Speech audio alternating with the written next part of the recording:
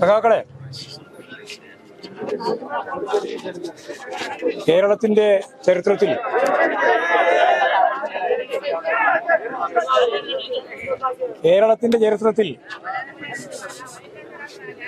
അത്യപൂർവമായ CPIM-നും CPIM-ന്റെ നേതൃത്വത്തിന്റെ ഭാഗമായിട്ടുള്ള സഖാവ് പിണറായിക്കുമെതിരായി വലിയ രീതിയിലുള്ള ഒരു രാഷ്ട്രീയ ഗൂഢാലോചന അരങ്ങേറിയിരിക്കുകയാണ് ഇന്ന് രാവിലെ മുതൽ. CPIM-നെയും പിണറായിയെയും തകർക്കുന്നതിന് വേണ്ടിയുള്ള ബോധപൂർവമായിട്ടുള്ള ഇടപെടലാണ് നരേന്ദ്രമോദി കേന്ദ്ര ഏജൻസിയായ ED ഉപയോഗിച്ച് ഇന്ന് രാവിലെ മുതൽ 14 കേന്ദ്രങ്ങളിലായി റെയ്ഡ് നടത്തിക്കൊണ്ട് വരികയാണ്.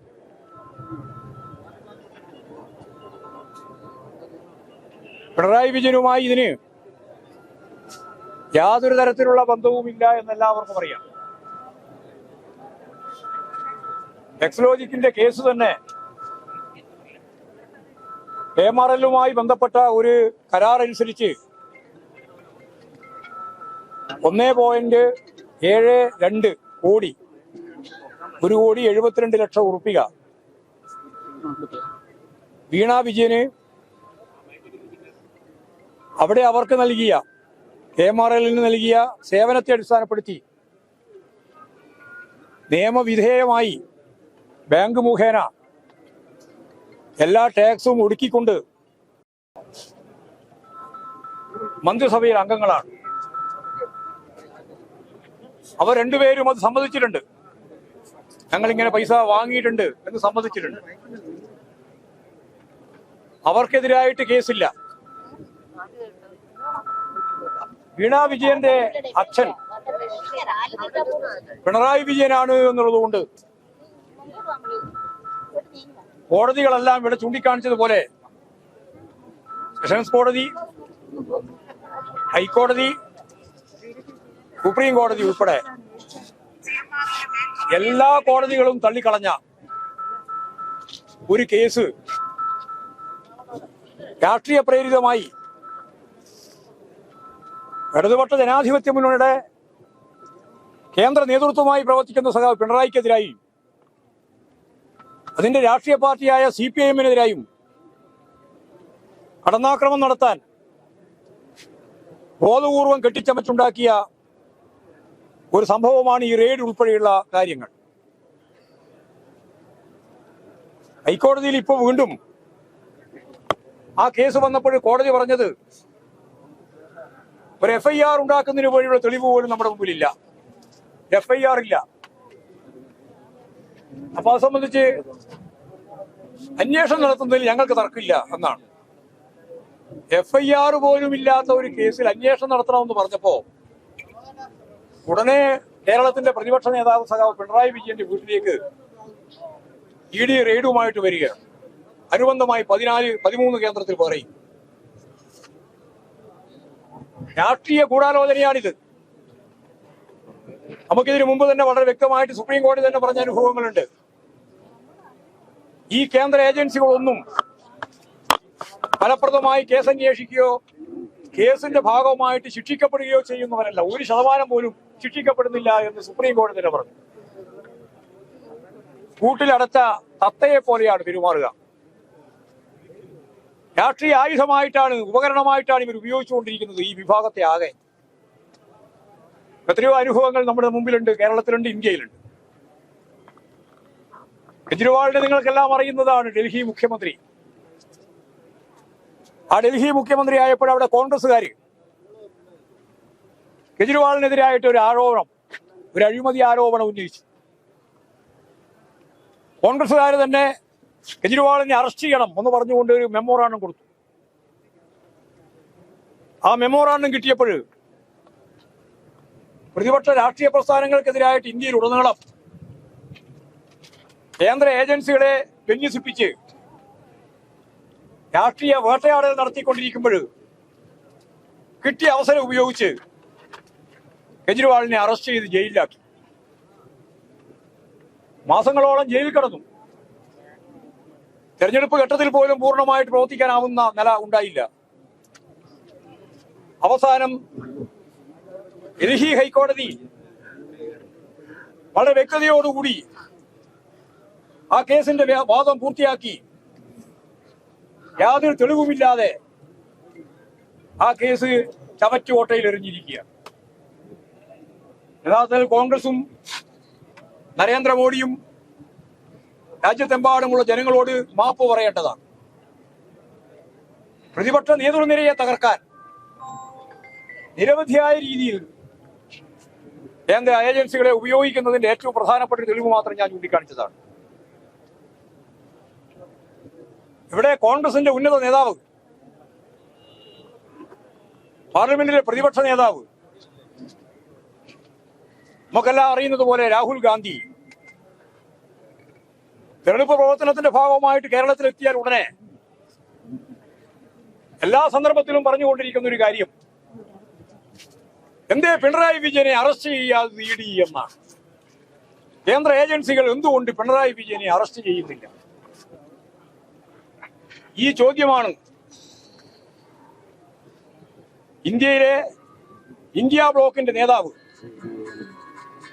പ്രതിപക്ഷ ഐക്യനിരയുടെ ഏറ്റവും പ്രധാനപ്പെട്ട കരുത്തായി പ്രവർത്തിക്കേണ്ടുന്ന കോൺഗ്രസിന്റെ നേതൃത്വം രാഷ്ട്രീയമായ ബിജെപിയുമായിട്ടുള്ള ബന്ധത്തെ അടിസ്ഥാനപ്പെടുത്തി ഇവിടെ ഈ കേരളത്തിൽ പറഞ്ഞുകൊണ്ടിരിക്കുന്ന കാര്യം, കഴിഞ്ഞ തെരഞ്ഞെടുപ്പിന്റെ ഭാഗമായി, അസംബ്ലി തെരഞ്ഞെടുപ്പിന്റെ ഭാഗമായി വളരെ ശക്തമായ രീതിയിൽ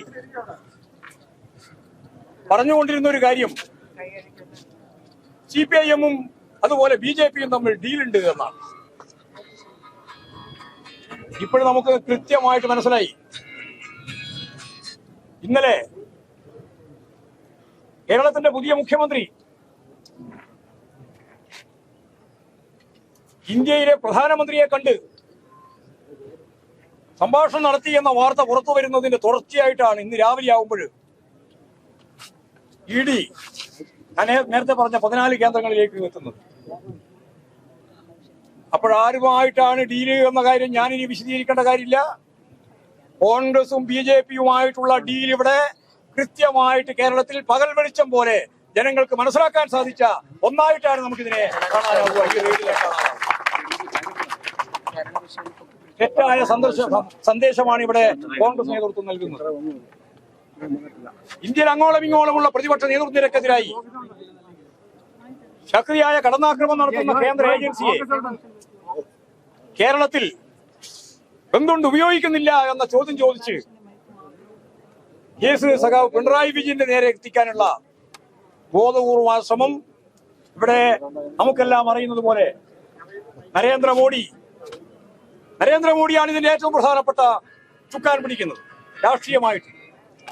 അതിന്റെ ഒപ്പം കോൺഗ്രസ്, പ്രത്യേകിച്ച് കേരളത്തിൽ ഇവിടെ VD സതീശൻ, രാഹുൽ ഗാന്ധി ഉൾപ്പെടെ അതിന്റെ ഒപ്പം ചേർന്നുകൊണ്ടാണ് കേരളത്തിലെ CPM-നെതിരായിട്ട് ഈ കടന്നാക്രമണം നടക്കുന്നത്.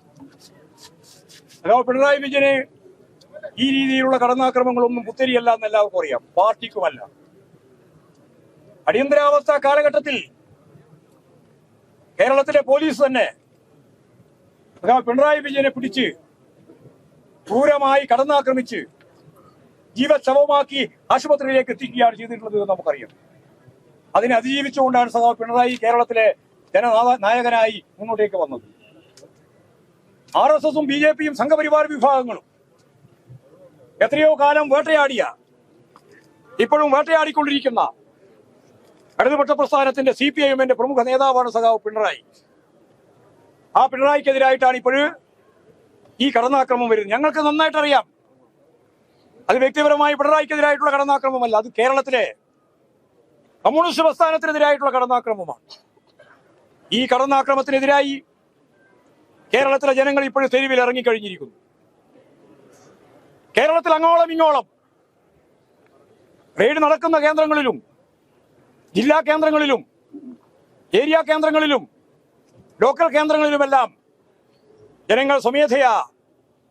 പ്രകടനമായി പ്രതിഷേധമായി രംഗത്തിറങ്ങുകയാണ്. ഇന്ന് രാത്രിയാകുമ്പോഴേക്ക് കേരളത്തിന്റെ ഗ്രാമങ്ങളിലും പട്ടണങ്ങളിലുമെല്ലാം ബ്രാഞ്ച് അടിസ്ഥാനത്തിൽ 10,000-കണക്കിന് കേന്ദ്രങ്ങളിൽ പന്തം കൊളുത്തിയുള്ള പ്രതിഷേധം നടക്കുകയാണ്.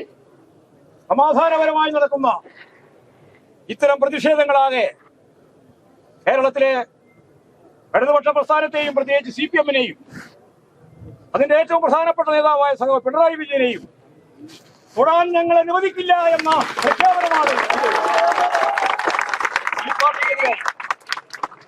ഏതെല്ലാം സന്ദർഭത്തിൽ ഈ പാർട്ടിക്കെതിരായി കടന്നാക്രമണം ഉണ്ടായിട്ടുണ്ടോ അന്നെല്ലാം ജനങ്ങളാണ് പ്രതിരോധിച്ചത്. പാർട്ടി നേതാക്കൾക്കെതിരായി പ്രതിരോധം തീർത്തതും ജനങ്ങളാണ്. ആ ജനത, കേരളത്തിലെ ഉത്ഭുതത നേടിയിട്ടുള്ള ജനത ഈ തെറ്റായ നിലപാടുകൾക്കെതിരായി, ഈ പകപോക്കലിനെതിരായി അതിശക്തമത്തായി മുന്നോട്ടേക്ക് വരുമെന്ന പ്രതിജ്ഞയാണ് ഈ സമര കേന്ദ്രത്തിൽ നമുക്ക് എടുക്കാനുള്ളത്. അതിശക്തമത്തായ പോരാട്ടം ഇനി അങ്ങോട്ട് നമുക്ക് നടത്തേണ്ടതായിട്ട് വരും. നാളെ LDF-ന്റെ ഭാഗമായിട്ട് വൈകുന്നേരം ജില്ലാ കേന്ദ്രങ്ങളിൽ പ്രകടനം നടത്താൻ ഇപ്പോൾ തീരുമാനിച്ചിട്ടുണ്ട്. ഇനി അങ്ങോട്ടുള്ള ദിവസങ്ങളിലാകെ ശക്തമത്തായ രീതിയിൽ പ്രതിഷേധങ്ങളും അതിന്റെ ഭാഗമായിട്ടുള്ള ജനകീയ പ്രതിരോധവും തീർക്കാൻ സഖാക്കളെ നമുക്കെല്ലാം ചേർന്ന് ഒറ്റക്കെട്ടായി മുന്നോട്ടേക്ക് പോകാനാവണം. ആരെയും ഒറ്റപ്പെടുത്തി ഈ പ്രസ്ഥാനത്തെ തകർക്കാൻ ഞങ്ങൾ അനുവദിക്കില്ല എന്ന പ്രഖ്യാപനമാണ് ഇന്ന് രാവിലെ മുതൽ, വാർത്ത അറിഞ്ഞത് മുതൽ ഈ കേരളം പ്രകടിപ്പിച്ചിട്ടുള്ളത്. അതിനെല്ലാം മുമ്പോട്ടേക്ക് വന്ന മുഴുവൻ സഖാക്കളെയും കമ്മ്യൂണിസ്റ്റ് പാർട്ടി ഓഫ് ഇന്ത്യ മാർക്സിസ്റ്റിന്റെ സംസ്ഥാന കമ്മിറ്റിക്ക് വേണ്ടി അഭിവാദ്യം ചെയ്യുകയാണ്. അവരെല്ലാം തന്നെ ഇനി അങ്ങോട്ടുള്ള ശക്തമത്തായ സമരങ്ങളിലും അണിനിരന്ന് മുമ്പോട്ടേക്ക് പോകണമെന്ന് മാത്രം ചൂണ്ടിക്കാണിച്ചുകൊണ്ട് ഇവിടെ പങ്കെടുത്ത നിങ്ങളെല്ലാം അഭിവാദ്യം ചെയ്ത് ഞാൻ എന്റെ വാക്കുകൾ ഉപസംഹരിക്കുകയാണ്.